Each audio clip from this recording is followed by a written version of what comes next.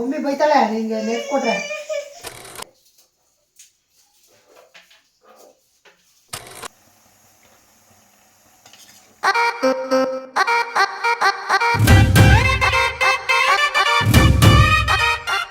Hi hello ನಮಸ್ತೆ welcome back to my YouTube channel. ಎಲ್ಲರೂ ಹೇಗಿದ್ದೀರಾ?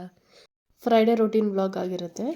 ಫ್ರೈಡೇ ರೊಟೀನ್ ವ್ಲಾಗ್ ಅಂದರೆ ಆಲ್ಮೋಸ್ಟ್ ಈ ಮನೆ ಕೆಲಸ ಮಾಡ್ಕೊಳ್ಳೋದು, ಮನೆ ಕ್ಲೀನ್ ಮಾಡ್ಕೊಳ್ಳೋದು, ಒರೆಸ್ಕೊಳ್ಳೋದು, ದೇವ್ರ ಮನೆ ಕ್ಲೀನ್ ಮಾಡ್ಕೊಳ್ಳೋದು, ಈ ಪೂಜೆಗೆಲ್ಲ ರೆಡಿ ಮಾಡ್ಕೊಳ್ಳೋದು ಇದೇ ಆಗುತ್ತೆ. ಈ ಕೆಲಸಗಳನ್ನೆಲ್ಲ ಮುಗಿಸ್ಕೊಳ್ಳೋ ಅಷ್ಟೊತ್ತಿಗೆ ಈವ್ನಿಂಗ್ ಆಗೋಗ್ಬಿಟ್ಟಿರುತ್ತೆ. ಪ್ಲಸ್ ಫುಲ್ ಟಯರ್ಡ್ ಕೂಡ ಆಗೋಗ್ಬಿಟ್ಟಿರ್ತೀನಿ. ಯಾಕಂದರೆ ಒಂದೇ ದಿನ ಎಲ್ಲ ಕೆಲಸ ಮಾಡ್ಕೊಬೇಕಂದ್ರೆ ಸ್ವಲ್ಪ ಟಯರ್ಡ್ ಆಗ್ತೀನಿ ನಾನು. ಸೊ ಬೆಳಗ್ಗೆಯಿಂದನೇ ವ್ಲಾಗ್ ಸ್ಟಾರ್ಟ್ ಮಾಡ್ಕೊಂಡಿದ್ದೀನಿ ನಾನು. ಯೂಶ್ವಲಿ ಬೆಳಗ್ಗೆ ಎದ್ದ ತಕ್ಷಣ ಒಂದು ಕಪ್ ಬ್ಲ್ಯಾಕ್ ಕಾಫಿ ಕುಡಿದು ಅದಾದಮೇಲೆ ಕೆಲಸ ಸ್ಟಾರ್ಟ್ ಮಾಡಿಕೊಂಡೆ. ಬೆಳಗ್ಗೆ ತಿಂಡಿಗೆ ಅಂತೇಳಿ ಪಡ್ಡು ಮಾಡಿ ಚಟ್ನಿ ಮಾಡ್ಕೊಂಡಿದ್ದೆ. ಸೊ ಇಲ್ಲಿ ನೋಡ್ಬೋದು, ಪಡ್ಡು ಮಾಡೋಕ್ಕೆ ನನ್ನ ಮಗ ಹೆಲ್ಪ್ ಮಾಡ್ತಿದ್ದ ನನಗೆ. ಈ ಪಡ್ಡು ಅಥವಾ ದೋಸೆ ಮಾಡಿದ್ರೆ ಅವನಿಗೆ ಈ ಥರ ಹಾಕೋದಿಷ್ಟ. ಸೊ ಬಂದು ನನಗೆ ಹೆಲ್ಪ್ ಮಾಡಿಕೊಡ್ತಾ ಇದ್ದ. ತಿಂಡಿ ತಿಂದು ಆ ಪಾತ್ರೆಗಳನ್ನೆಲ್ಲ ವಾಶ್ ಮಾಡಿ ಅದಾದಮೇಲೆ ಸ್ವಲ್ಪ ಲೈಟಾಗಿ ಕಿಚನ್ ಕ್ಲೀನ್ ಮಾಡೋದಿತ್ತು. ಆ ವಿಂಡೋ ಅಲ್ಲಿ ಒಂದು ಸ್ವಲ್ಪ ಈ ಕಾಫಿ ಕಪ್ಸ್ ಎಲ್ಲ ಜೋಡಿಸ್ಕೊಂಡಿದ್ದೀನಿ ನಾನು ಅಲ್ಲಿ. ಸೊ ಇಲ್ಲಿ ಅಡುಗೆ ಮಾಡೋದ್ರಿಂದ ಆ ಬಿಸಿ ಶಾಖ ಎಲ್ಲ ಹೋಗಿ ಒಂಥರ ಗ್ಲಾಸುಗಳೆಲ್ಲ ಏನೋ ಒಂಥರ ಕಾಣಿಸ್ತಾ ಇರುತ್ತೆ. ವೀಕ್ಲಿ ಒನ್ಸ್ ಕಂಪಲ್ಸರಿ ಕ್ಲೀನ್ ಮಾಡ್ಕೊಂಡ್ಬಿಡ್ತಾ ಇರ್ತೀನಿ ನಾನು ಅದನ್ನು. ಸೊ ಇವತ್ತು ಆ ಗ್ಲಾಸುಗಳೆಲ್ಲ ತೆಗೆದು ಅದೆಲ್ಲ ವಾಶ್ ಮಾಡಿಕೊಂಡು ಒರೆಸ್ಕೊಂಡು ಇಟ್ಕೊತಿದ್ದೆ. ಆ್ಯಕ್ಚುಲಿ ಕಿಚನ್ಗೆ ಫ್ಯಾನ್ ತರಿಸಿದ್ದೀನಿ, ಬಟ್ ಇಲ್ಲಿ ಫಿಟ್ ಮಾಡೋಕ್ಕೆ ಪ್ಲೇಸ್ ಇಲ್ಲ ಅಂತೇಳಿ ಅದನ್ನು ಹಂಗೆ ಇಟ್ಕೊಂಡಿದ್ದೀವಿ. ಸೊ ಗ್ಲಾಸುಗಳೆಲ್ಲ ಕ್ಲೀನ್ ಮಾಡಿಕೊಂಡು ಸೆಲ್ಫೆಲ್ಲ ಒರೆಸ್ಕೊಂಡು ಸ್ಟವ್ ಎಲ್ಲ ಕ್ಲೀನ್ ಮಾಡ್ಕೊಂಡ್ಬಿಡ್ತಾ ಇದ್ದೀನಿ. ಒಂದು 11 o'clockವರೆಗೂ ಚಳಿ ಹಂಗೆ ಇರುತ್ತೆ. 11 ಮೇಲೆ ಬಿಸಿಲು ಬರುತ್ತೆ ಲೈಟಾಗಿ. 11 to 3 o'clock 3:30ವರೆಗೂ ಬಿಸಿಲಿರುತ್ತೆ. ಬಟ್ ಆ ಬಿಸಿಲಿದ್ರೂ ಸಹ ಚಳಿ ಹಂಗೆ ಆಗ್ತಾ ಇರುತ್ತೆ. ಸೊ ಕಿಚನಲ್ಲಿ ಸ್ಟವ್ವು, ಸೆಲ್ಫು, ಈ ಸಿಂಕು ಅದೆಲ್ಲ ವಾಶ್ ಮಾಡ್ಕೊಂಡು ಕ್ಲೀನ್ ಮಾಡ್ಕೊಂಡ್ಬಿಟ್ಟೆ. ಮತ್ತೆಲ್ಲ ರೂಮ್ಗಳು ಕಸ ಗುಡಿಸ್ಕೊಂಡು ಒರೆಸ್ಕೊಳ್ಳೋಕ್ಕೆ ಅಂತೇಳಿ ಎಲ್ಲ ಕ್ಲೀನ್ ಮಾಡ್ತಾಯಿದ್ದೀನಿ. ಸೊ ನಾನು ಡೈಲಿ ಮನೆ ಒರೆಸಲ್ಲ, ಒಂದು ದಿನ ಬಿಟ್ಟು ದಿನ ಅಥವಾ 2 ದಿನಕ್ಕೊಂದ್ಸಲ ಆ ಥರ ಮನೆ ಒರೆಸ್ಕೊಳ್ಳೋದು. ಫ್ರೈಡೇ ಕ್ಲೀನ್ ಮಾಡ್ತೀನಲ್ಲ, ಫ್ರೈಡೇ ಕ್ಲೀನ್ ಮಾಡಿದ ದಿನ sofa covers, bed covers, bedsheets ಎಲ್ಲ ಚೇಂಜ್ ಮಾಡಿಕೊಂಡು ನೀಟಾಗಿ ಒರೆಸ್ಕೊಂಡು ಬಿಡ್ತೀನಿ ಕಸ ಗುಡಿಸ್ಕೊಂಡು. ಸೊ ನನ್ನ ಹಸ್ಬೆಂಡ್ ಹೊರಗಡೆ ಹೋಗಿದ್ರು, ಏನೋ ಕೆಲಸ ಇದೆ ಅಂತ ಹೇಳ್ಬಿಟ್ಟು. ಹೊರಗಡೆಯಿಂದ ಬರುವಾಗ ಹಂಗೆ ಸ್ವಲ್ಪ ತರಕಾರಿ, ಹಾಲು, ಮೊಸರು, ಸ್ವಲ್ಪ ಸ್ನ್ಯಾಕ್ಸ್ ಏನೋ ತೊಗೊಂಬಂದಿದ್ರು. ಆ ಸ್ನ್ಯಾಕ್ಸ್ ಜೊತೆಯಲ್ಲಿ ಐಸ್ ಕ್ರೀಮ್ ಕೂಡ ತೊಗೊಂಬಂದುಬಿಟ್ಟಿದ್ರು. ನನ್ನ ಮಗ ನೋಡಿದ್ರೆ ಐಸ್ ಕ್ರೀಮ್ ಬೇಕು ಅಂತ ಹಠ ಮಾಡ್ತಾನೆ. ಅದಕ್ಕೆ ಅವನಿಗೆ ತೋರಿಸ್ತಿದ್ದಂಗೆ ನಾನೇ ತಿಂದುಬಿಟ್ಟೆ. ಎಲ್ಲ ತಿಂದಿಲ್ಲ, 1 ಕಪ್ ತಿಂದು ಇನ್ನು ಮಿಕ್ಕಿದ್ದು ಅವನಿಗೆ ತೋರಿಸ್ತಿದ್ದಂಗೆ ಫ್ರಿಜ್ಜಲ್ಲಿ ಇಟ್ಕೊಂಡ್ಬಿಟ್ಟೆ. ಮನೇಲಿ ಚಿಕ್ಕ ಮಕ್ಕಳಿದ್ರೆ ಹೊರಗಡೆ ಫುಡ್ಡು ಅಥವಾ ಸ್ನ್ಯಾಕ್ಸು, ಚಾಕ್ಲೇಟ್ಸು, ಈ ಥರ ಐಸ್ ಕ್ರೀಮು, ಬಿಸ್ಕೆಟ್ಸ್ನ ಕಂಪ್ಲೀಟಾಗಿ ಕೊಡ್ದಿದ್ದಂಗೆ ಅವಾಯ್ಡ್ ಮಾಡೋಕ್ಕಾಗಲ್ಲ. ಸ್ವಲ್ಪನೂ ತಿನ್ನಬಾರ್ದು, ತಿನ್ನಲೇಬಾರ್ದು, ಮುಟ್ಟಲೇಬಾರ್ದು, ಈ ಥರ ಸ್ಟ್ರಿಕ್ಟಾಗಿ ಬೆಳೆಸ್ಬೇಕು ಅಂದರೆ ಕಷ್ಟ ಆಗುತ್ತೆ. ಕಂಟ್ರೋಲ್ ಮಾಡೋದು ಕಷ್ಟ. ಹೊರಗಡೆ ಫುಡ್ ಕೊಡ್ಬೋದು ಅಂತ ಅಲ್ಲ, ಲಿಮಿಟ್ಸಲ್ಲಿ ಕೊಡಬೇಕು ಅಂತ. ನನ್ನ ಮಗನಿಗೆ ಈ ಥರ ಚಾಕ್ಲೇಟ್ಸು, ಬಿಸ್ಕೆಟ್ಸ್ ನಾನು ಏನೂ ತಿನ್ನಿಸೋದೇ ಹೇಳ್ಕೊಟ್ಟಿರಲಿಲ್ಲ. ಅವ್ನಿಗೆ ಕೊಡ್ತಾನೂ ಇರಲಿಲ್ಲ ನಾನು. ಆ್ಯಕ್ಚುಲಿ ಅವ್ನಿಗೆ ಕಲಿಸ್ಕೊಟ್ಟಿದ್ದೆಲ್ಲ ನನ್ನ ಹಸ್ಬೆಂಡೇ. ಎಲ್ಲಾದರೂ ಹೋಗಿ ಹೊರಗಡೆಯಿಂದ ಬರಬೇಕಾದ್ರೆ ಎಷ್ಟೊಂದು ತೊಗೊಂಬಂದು ಕೊಟ್ಬಿಡ್ತಾರೋ ಅವ್ನು. ಚಾಕ್ಲೇಟ್ಸು, ಬಿಸ್ಕೆಟ್ಸು, ಐಸ್ ಕ್ರೀಮುಗಳು, ಇದೇನಪ್ಪ ಅದೇನೋ ಕೇಕು, ಅದು ಏನೇನೋ ತೊಗೊಂಬಂದು ಕೊಟ್ಬಿಡ್ತಾರೆ. ನಮಗಿಬ್ರಿಗೂ ಇದೇ ವಿಷಯದಲ್ಲೇ ಜಗಳ ಆಗೋದು ಯಾವಾಗ್ಲೂ. ಅಷ್ಟೊಂದು ತೊಗೊಂಬರ್ಬೇಡ, ಆ ಥರನೇ ಅಭ್ಯಾಸ ಮಾಡ್ಕೊಂಬಿಡ್ತಾನೆ ಅವನು ಅಂತ ನಾನು ಬೈತಾ ಇರ್ತೀನಿ ಯಾವಾಗ್ಲೂ. ಅವ್ರು ಬಂದ ತಕ್ಷಣ ಇವ್ನು ಕೇಳಿಬಿಡ್ತಾನೆ, ನನಗೋಸ್ಕರ ಏನಾದರೂ ತೊಗೊಂಬಂದಿದ್ಯಾ ಪಪ್ಪ ಅಂತ. ಅದಕ್ಕೆ ಅವ್ರು ಅದನ್ನೇ ನೆನೆಸ್ಕೊಂಡು ಯಾವಾಗಲೂ ತಂದು ಕೊಡ್ತಾ ಇರ್ತಾರೆ ಅವನಿಗೆ. ಸರಿ, ಅವನು ಆ ಥರ ಕೇಳ್ತಾನೆ ಅಂದರೆ ಏನೋ ಒಂದು ಐಟಮ್, ಒಂದು ಚಿಕ್ಕ ಚಾಕ್ಲೇಟು ಏನಾದರೂ ಒಂದು ತೊಗೊಂಬಂದು ಕೊಡು ಸಾಕು ಅಂತ ಹೇಳ್ತೀನಿ. ತಿನ್ನಲಿ ಬಿಡ ಅಂತ ಕೊಡ್ತಾ ಇರ್ತಾರೆ. ನಾನು ಅದಕ್ಕೆ ಅವ್ರು ತೊಗೊಂಬಂದಿದ್ದ ತಕ್ಷಣ ಏನಾದರೂ ಒಂದು ಐಟಮ್ ಕೊಟ್ಬಿಟ್ಟು ಎಲ್ಲ ಎತ್ಕೊಂಡೋಗಿ ಎಲ್ಲಾದರೂ ಬಚ್ಚಿಟ್ಬಿಡ್ತೀನಿ. ಅವನು ಆಗಲಿ ಅವ್ರ ಅಪ್ಪ ಆಗಲಿ ಎಷ್ಟು ಕೇಳಿದ್ರು ಇದು ನಾನು ಕೊಡಲ್ಲ. ಇಬ್ಬರು ಸೇರಿ ಮನೆಯೆಲ್ಲ ಹುಡುಕ್ತಾ ಇರ್ತಾರೆ, ಅವ್ರಿಗೆ ಸಿಗ್ದಿರ ಅಂತ ಜಾಗದಲ್ಲಿ ನಾನು ಬಚ್ಚಿಟ್ಬಿಟ್ಟಿರ್ತೀನಿ. ನಾನು ಬಚ್ಚಿಡೋಕ್ಕೆ ಅವ್ರು ಮತ್ತೆ ತೊಗೊಂಬಂದು ಕೊಡೋಕ್ಕೆ. ಸೊ ಇರಲಿ, ಮನೆಯೆಲ್ಲ ಒರೆಸ್ಕೊಂಡೆ, ಹೊರಗಡೆ ಎಲ್ಲ ಕಸ ಗುಡಿಸ್ಕೊಂಡು ನೀರು ಹಾಕ್ಕೊಂಡು ಹೊಸ್ಲಿಗೆಲ್ಲ ತೊಳ್ಕೊಂಡು ರಂಗೋಲಿ ಹಾಕ್ಕೊಂಡಿದ್ದಾಯಿತು. ಸೊ ಆಗಲೇ ಹೇಳಿದ್ನಲ್ಲ, ನನ್ನ ಹಸ್ಬೆಂಡ್ ಎಲ್ಲ ಹೊರಗಡೆ ಹೋಗಿದ್ರು, ಬಂದರು ಅಂತೇಳಿ. ಬಂದುಬಿಟ್ಟು ಹೊಲ್ದ ಹತ್ರ ಹೋಗ್ಬೇಕು, ಸ್ವಲ್ಪ ಕೆಲಸ ಇದೆ ಅಂತ ಹೇಳ್ಬಿಟ್ಟು ಮಗನ ಕರ್ಕೊಂಡು ಹೋಗಿದ್ರು. ನನಗೆ ಸ್ವಲ್ಪ ಕೆಲಸ ಇತ್ತಲ್ಲ, ಮನೆ ಕೆಲಸ ಮಾಡ್ಕೊತಿದ್ನಲ್ಲ, ಸೊ ಅವ್ನು ಇಲ್ಲಿದ್ರು ಡಿಸ್ಟರ್ಬ್ ಮಾಡ್ತಾನೆ ಅಂತ ಹೇಳ್ಬಿಟ್ಟು ಅವರೇ ಕರ್ಕೊಂಡು ಹೋಗಿದ್ರು ಹೊಲ್ದ ಹತ್ರಕ್ಕೆ. ಸೊ ನಂದು ಕೆಲಸ ಎಲ್ಲ ಮುಗಿಸ್ಕೊಂಡು 5:30 ಆಗಿತ್ತು, ಇನ್ನೂ ಬರಲಿಲ್ಲ ಅಂತ ಹೇಳ್ಬಿಟ್ಟು ಹೋಗಿ ಕರ್ಕೊಂಬರೋಣ ಅಂತ ಹೋಗ್ತಾಯಿದ್ದೆ. ಅಷ್ಟೊತ್ತಿಗೆ ಬರ್ತಾಯಿದ್ರು ಇಬ್ಬರೂ. ಕೆಲಸ ಮುಗಿಸ್ಕೊಂಡು ಇನ್ನೇನು ಅಲ್ಲಿಂದ ರಿಟರ್ನ್ ಆಗ್ತಿದ್ರು. ಅಷ್ಟೊತ್ತಿಗೆ ನಾನು ಹೊಲ್ದ ಹತ್ರನೇ ಹೋಗಿದ್ದೆ. ಹೋಗ್ತಾ ಹಂಗೆ ವ್ಲಾಗ್ ಮಾಡ್ತಿದ್ದಲ್ಲ, ಈ ವಿಡಿಯೋ ಎಲ್ಲ ಶೂಟ್ ಮಾಡ್ಕೊಳ್ಳೋಣ ಹೊಲ್ದ ಹತ್ರ ಬಂದಿರೋದು ಅಂತ ಹೇಳ್ಬಿಟ್ಟು ಹಂಗೆ ಎಲ್ಲ ವಿಡಿಯೋ ಮಾಡ್ಕೊತಾ ಇದ್ದೆ. ಆ್ಯಕ್ಚುಲಿ ನಾನು ಈವ್ನಿಂಗ್ ಅದೇ ಹೇಳಿದ್ನಲ್ಲ 5:30 ಆಗಿತ್ತು. 5:30 ಕ್ಯಾಪ್ಚರ್ ಮಾಡಿರೋದು. ಬೆಳಿಗ್ಗೆ ಅಥವಾ ಮಧ್ಯಾಹ್ನ ಮಾಡಿದರೆ ಇನ್ನೂ ಚೆನ್ನಾಗಿ ಬರ್ತಿತ್ತು. ಅದರಲ್ಲೂ ಬೆಳೆ ಎಲ್ಲ ಕಿತ್ತಿಸ್ಬಿಟ್ಟಿದ್ರಲ್ಲ, ಈಗ ಅಷ್ಟೊಂದೇನು ಚೆನ್ನಾಗಿ ಕಾಣಿಸಲ್ಲ. ಎಲ್ಲ ಬೆಳೆ ಇಟ್ಟಿರ್ತಾರಲ್ಲ ಆವಾಗ ನೋಡಬೇಕು, ಫುಲ್ಲು ಗ್ರೀನರಿ ಎಷ್ಟು ಚೆನ್ನಾಗಿ ಕಾಣಿಸುತ್ತೆ. ಇನ್ನೂ ಸ್ವಲ್ಪ ಹೊತ್ತು ಅಲ್ಲೇ ಇರೋಣ ಅನಿಸುತ್ತೆ. ಆರಾಮಾಗಿ ಅಲ್ಲೇ ಅಡುಗೆ ಎಲ್ಲ ಮಾಡಿಕೊಂಡು ತಿಂದ್ಕೊಂಡು ಈವ್ನಿಂಗ್ವರೆಗೂ ಟೈಮ್ ಸ್ಪೆಂಡ್ ಮಾಡ್ಕೊಂಡು ಹಂಗೆ ಇರೋಣ ಅಂತ ಅನಿಸುತ್ತೆ. ಏನು ವಾಶ್ ಮಾಡ್ಕೊಳಕ್ಕ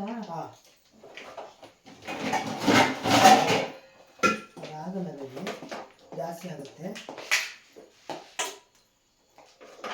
ಅದಾಗಲ್ಲ ಅಂತ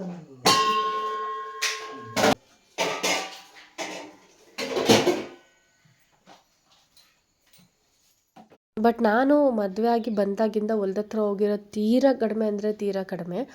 ಮುಂಚೆ ಎಲ್ಲ ಹೋಗ್ತಾನೆ ಇರಲಿಲ್ಲ ನಾನು. ನಮ್ಮ ಅತ್ತೆ ಮಾವ ಇದ್ದಾಗ ಪಾಪ ಅವರೇ ನೋಡ್ಕೊಳ್ಳೋರೆಲ್ಲನೂ.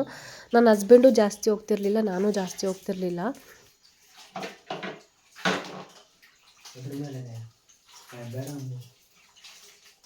ಎಲ್ಲ ಪಾತ್ರೆಗಳು ಮಾಡ್ತೀಯಾ? ನಾನು ಹಂಗೆ ವಾಶ್ ಮಾಡಿರ್ತೀನಿ, ಕೊಡು. ವಾಶ್ ಮಾಡೋದು ಈಗಲೂ ಅಷ್ಟೇ, ಜಾಸ್ತಿ ಏನು ಹೋಗಲ್ಲ ಪಾಪ. ಇವಾಗ ನನ್ನ ಹಸ್ಬೆಂಡ್ ಎಲ್ಲ ನೋಡ್ಕೊತಾರೆ.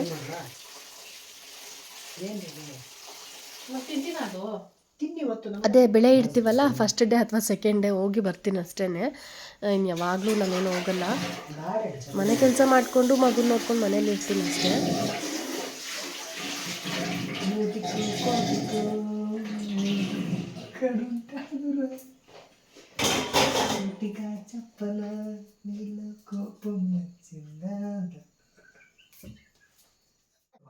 ನಾನು ತಿನ್ನಲ್ಲ ಅಂತ ಹೇಳಿದ್ನಾ?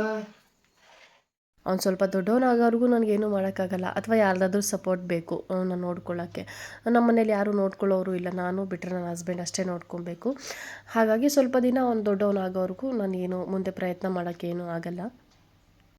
ಎಲ್ಲರೂ ಒಟ್ಟಿಗೆ ಮನೆಗೆ ಬಂದು ಮತ್ತು ಅವರಿಬ್ಬರು ಸ್ನಾನ ಮಾಡಿಕೊಂಡ್ರು. ಅದೇ ಹೊಲ್ದ ಹತ್ರ ಎಲ್ಲ ನೀರಲ್ಲೆಲ್ಲ ಆಡ್ಕೊಂಬಂದಿದ್ರಲ್ಲ, ಸೊ ಇನ್ನೊಂದ್ಸಲ ಸ್ನಾನ ಮಾಡಿಕೊಂಡು ಫ್ರೆಶ್ ಆಗಿ ಬಂದರು. ಸೊ ನಾನು ಅಡುಗೆ ಮಾಡೋಕ್ಕೆ ಅಂತ ರೆಡಿ ಮಾಡ್ಕೊತಾ ಇದ್ದೆ.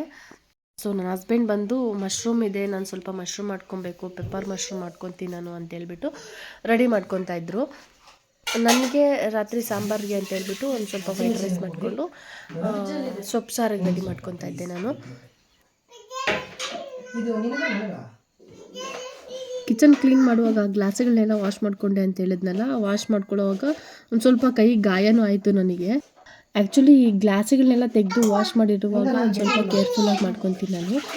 ಸ್ವಲ್ಪ ಸೋಪೆಲ್ಲ ಆಗಿರುತ್ತಲ್ಲ, ಕೈಗೆ ಜಾರಿ ತಕ್ಷಣ ಹಂಗೆ ಬಿದ್ದು ಹೊಡೆದೋಗ್ಬಿಡುತ್ತೆ, ಸಿಂಕಲ್ಲಿ ಬಿದ್ದು. ಒಂದು 2 ಟೈಮ್ಸ್ ಏನೋ ಈ ಥರ ಹೊಡೆದಾಕಿದ್ದೆ ನಾನು. ಹಾಗಾಗಿ ಪ್ರತಿ ಸಲಿನೂ ಭಯ ನನಗೆ ತೆಗೆದಾಗ. ಬಟ್ ಇವತ್ತು ಗ್ಲಾಸ್ ಏನು ಹೊಡೆದೋಗ್ಲಿಲ್ಲ, ಆಗಲಿ ಗಾಯ ಆಯಿತು ನನಗೆ ಚಿಕ್ಕದಾಗಿ ಕೈಗೆ. ಮಾಡ್ಕೋಬೋದಾ? ಒಂದು ಕಡೆ ಮಾಡ್ಕೊ, ಸ್ವಲ್ಪ ಇಟ್ಕೊಡ್ತೀಯಾ? ಯಾವುದೇ ಇದೆ ನೋಡ್ತಾ ಇದ್ದಿದ್ದು ಯಾವ್ದು ಫಸ್ಟ್ ಬಿಸಾಕಿ ಹೊಸ ತಗೊಂಡು ಇಕ್ಕೊಳ್ಳಿ. ತಗೋ 2 ಮಿನಿಟ್ಸ್ ಇಲ್ಲ, ಬಂದೆ. ಮಮ್ಮಿ ಏನೋ ಮಾಡ್ಕೊಡ್ತಾ ಇದ್ದೀನಿ. ಅದಾಗಪ್ಪ.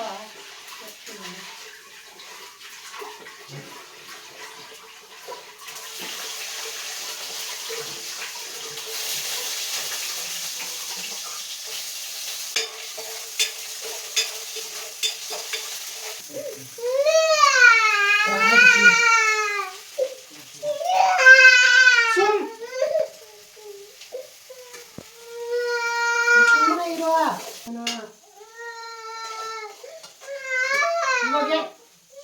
ನಿಂತ್ಕೊಂಡು ಆಯ್ತಾ?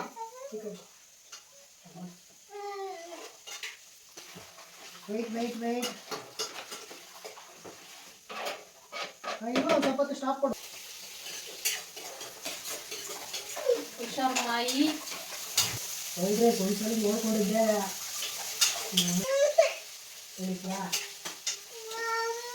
ಆಯ್ಸ್ಕೋಬೇಡ ಅಮ್ಮ.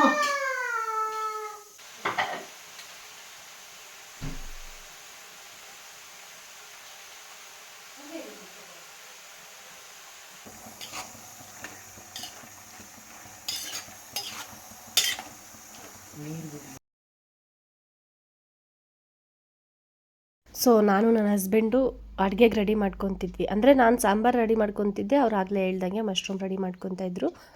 ನನಗೆ ಮಶ್ರೂಮ್ ತಿಂದು ಅಭ್ಯಾಸ ಇಲ್ಲ, ನನಗಿಷ್ಟ ಆಗಲ್ಲ, ಅದೇನೋ ಗೊತ್ತಿಲ್ಲ. ಒಂದೇ ಒಂದು ಸಲಿನೇನೋ ರೆಸ್ಟೋರೆಂಟಲ್ಲಿ ಈ ಥರ ಕಬಾಬ್ ಮಾಡಿಕೊಡ್ತಾರಲ್ಲ ಮಶ್ರೂಮ್ ಕಬಾಬು, ಅದನ್ನು ತಿಂದಿದ್ದೆ. ಬಟ್ ಅದ್ರಲ್ಲಿ ನನಗೇನು ಇದು ಮಶ್ರೂಮೇ ಅನ್ನೋ ಥರ ಟೇಸ್ಟ್ ಗೊತ್ತಿರಲಿಲ್ಲ. ನನಗೆ ಗೊತ್ತಿಲ್ಲದೆ ಅದನ್ನು ತಿನ್ನಿಸ್ಬಿಟ್ಟಿದ್ದು ನನ್ನ ಹಸ್ಬೆಂಡು. ಬಟ್ ಇವತ್ತು ಫೋರ್ಸ್ ಮಾಡ್ತಿದ್ರು ನನ್ನ ಹಸ್ಬೆಂಡು ತಿನ್ನೋಕ್ಕೆ, ತಿನ್ನು ಏನಾಗಲ್ಲ ತಿನ್ನು ಅಂತ ಹೇಳ್ಬಿಟ್ಟು. ಒಂದು ಸಲಿನೇನೋ ಒಂದು ತುತ್ತು ಹಿಂಗೆ ಇಟ್ಕೊಂಡೆ, ನನಗೇನೋ ಇಷ್ಟ ಆಗಲಿಲ್ಲ ನನಗೆ, ನಾನು ತಿಂದಿಲ್ಲ. ಸೊ ನನ್ನ ಹಸ್ಬೆಂಡ್ ಸ್ವಲ್ಪ ತಿಂದು ಅವರ ಫ್ರೆಂಡ್ ಯಾರಿಗೋ ಪಾರ್ಸೆಲ್ ಹಾಕ್ಕೊಟ್ಟಿದ್ರು. ಸೊ ನಾನಿಲ್ಲಿ ಸೊಪ್ಪು ಸಾಂಬಾರು ಮಾಡ್ಕೊಳಕ್ಕೆ ರೆಡಿ ಮಾಡಿಕೊಂಡು ಸಾಂಬಾರ್ಗೆ ಇಟ್ಬಿಟ್ಟು, ಇನ್ನು ಪಾತ್ರೆ ಇರುತ್ತಲ್ಲ, ಇವ್ರು ಅಡುಗೆ ಮಾಡೋಕ್ಕೆ ಬಂದರೆ ಸ್ವಲ್ಪ ಎಕ್ಸ್ಟ್ರಾನೇ ಪಾತ್ರೆಗಳನ್ನೆಲ್ಲ ಹಾಕಿರ್ತಾರೆ.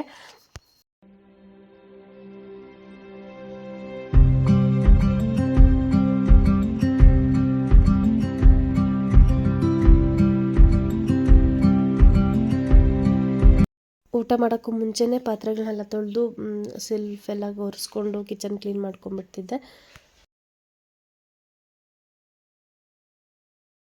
ನಾನು ಅಡುಗೆ ಮಾಡಿದ್ರೆ ಜಾಸ್ತಿ ಪಾತ್ರೆಗಳು ಮಾಡ್ಕೊಳ್ಳಲ್ಲ, ಕಿಚನ್ ಜಾಸ್ತಿ ಗಲೀಜು ಮಾಡಲ್ಲ. ಇವರಾದರೆ ಜಾಸ್ತಿ ಪಾತ್ರೆಗಳು ಮಾಡ್ತಾರೆ, ಕಿಚನ್ ಎಲ್ಲ ಗಲೀಜು ಮಾಡ್ತಾರೆ, ಕೆಳಗಡೆ ಎಲ್ಲ ಗಲೀಜು ಮಾಡಿರ್ತಾರೆ. 1 to ಡಬಲ್ ಕೆಲಸ ನನ್ನ ಹತ್ರ ಮಾಡಿಸ್ತಾರೆ ಅಷ್ಟೇ. ಸೊ ಊಟ ಮಾಡೋಕ್ಕೂ ಮುಂಚೆನೇ ಪಾತ್ರೆಗಳನ್ನೆಲ್ಲ ವಾಶ್ ಮಾಡಿ ಇಟ್ಕೊಂಡ್ಬಿಡ್ತಾಯಿದ್ದೀನಿ. ಈ ಊಟ ಮಾಡಾದಮೇಲೆ ಒಂದು ಸ್ವಲ್ಪ ಲೇಟ್ ಆಗುತ್ತೆ ನನ್ನ ಮಗನಿಗೆ ತಿನ್ನಿಸಿ ಮತ್ತು ನಾನು ತಿಂದು ಬಂದು ಪಾತ್ರೆ ಎಲ್ಲ ವಾಶ್ ಮಾಡಿಕೊಂಡು ಕಿಚನ್ ಕ್ಲೀನ್ ಮಾಡ್ಕೊಬೇಕಂದ್ರೆ ಒಂದು ಸ್ವಲ್ಪ ಟೈಮ್ ಆಗುತ್ತೆ. ನನ್ನ ಮಗನಿಗೆ ನಿದ್ದೆ ಟೈಮ್ ಕೂಡ ಆಗಿರುತ್ತೆ, ಮಲಗಿಸ್ಬೇಕಾಗುತ್ತೆ. ಅದಕ್ಕೆ ಮುಂಚೆನೇ ತೊಳ್ಕೊಂಬಿಟ್ರೆ ಸ್ವಲ್ಪ ಈಸಿ ಆಗುತ್ತೆ ಅಂತೇಳ್ಬಿಟ್ಟು ಎಲ್ಲ ಮುಂಚೆನೇ ಕ್ಲೀನ್ ಮಾಡ್ಕೊಂಬಿಟ್ಟೆ. ಕೈ ಗಾಯ ಮಾಡ್ಕೊಂಡಿದ್ನಲ್ಲ, ಆ ಪಾತ್ರೆ ತೊಳೆಯೋಕ್ಕೇ ಆಗ್ತಾ ಇರಲಿಲ್ಲ ನನಗೆ. ಹೆಂಗೋ ಒಂದು ಹಂಗೆ ಸಾಹಸ ಮಾಡಿ ಕ್ಲೀನಾಗಿ ತೊಳೆದಿಟ್ಬಿಟ್ಟೆ.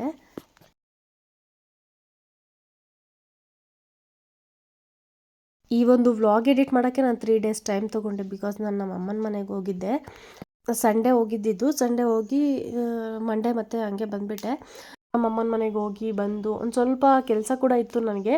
ಆ ಕೆಲಸ ಎಲ್ಲ ಮುಗಿಸ್ಕೊಂಡು ವ್ಲಾಗ್ ಎಡಿಟ್ ಮಾಡಿ ಅಪ್ಲೋಡ್ ಮಾಡೋ ಅಷ್ಟೊತ್ತಿಗೆ ಒಂದು ಸ್ವಲ್ಪ ಟೈಮ್ ತೊಗೊಂಡೆ ನಾನು.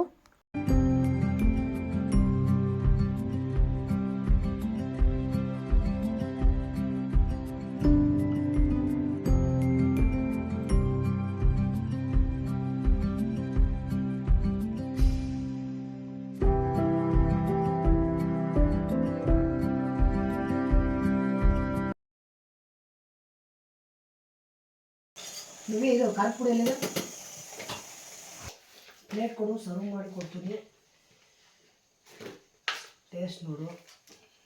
ಮೈಂಡ್ ಬ್ಲಾಕ್ ಆಗುತ್ತೆ. Excuse me, side please. Whole star mushroom ready. ಒಂದು ತಿನ್ನಮ್ಮ, ಏನಾಗಲ್ಲ, ನನಗೋಸ್ಕರ.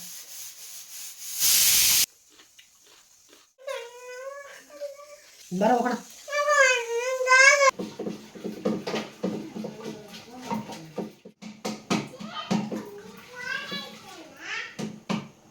ಸೊ ಇದು ಇವತ್ತಿನ ವ್ಲಾಗ್. ಈ ವ್ಲಾಗ್ ಇಷ್ಟ ಆಗಿದ್ರೆ ಪ್ಲೀಸ್ ಒಂದು ಲೈಕ್ ಮಾಡಿ, ಕಾಮೆಂಟ್ ಮಾಡಿ, ಹಾಗೆ ನನ್ನ ಚಾನಲ್ನ ಸಬ್ಸ್ಕ್ರೈಬ್ ಮಾಡ್ಕೊಳ್ಳಿ. So thank you for watching. Keep supporting me and take care. Bye.